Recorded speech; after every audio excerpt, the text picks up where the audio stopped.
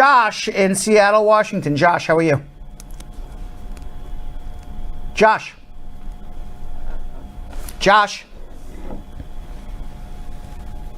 We have time. Josh going once. Josh going twice. Josh going 3 times. We got to say goodbye to our friend Josh in Seattle.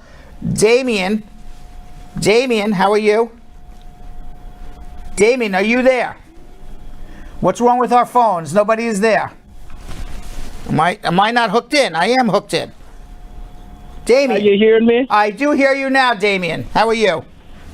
I'm doing fine. All right, what's going on? To be on your show. Thank you.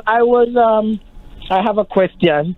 I have my baby mom. We just get engaged, and we got in a little dispute, and her sister, called the cops.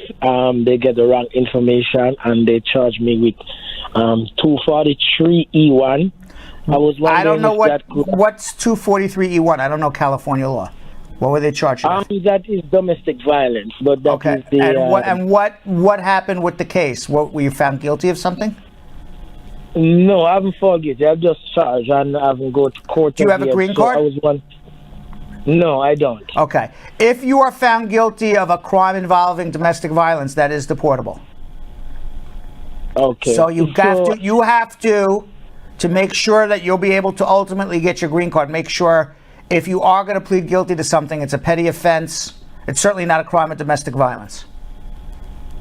Okay. Well, I was planning to plead not guilty because of course. Well, if you're not guilty, you're not guilty. I'm just saying, if at some point in these cases, what happens is one of 3 things: the prosecutor drops the charges.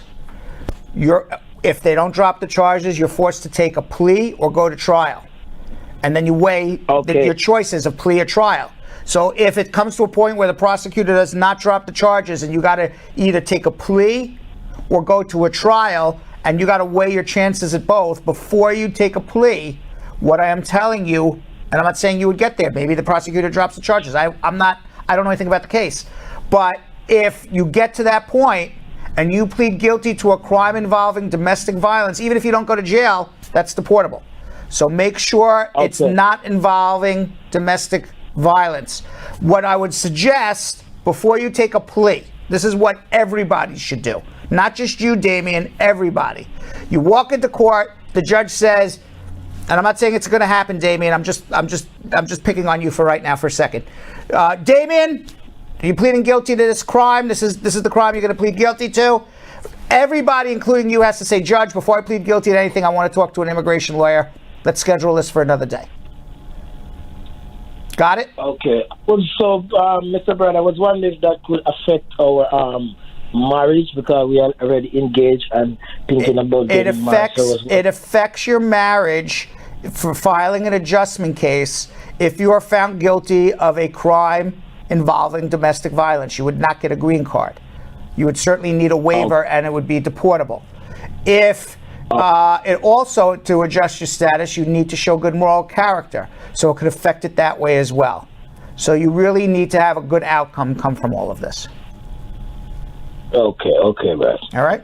So what could I just have to wait till I go to court? Wait to go to court, and if you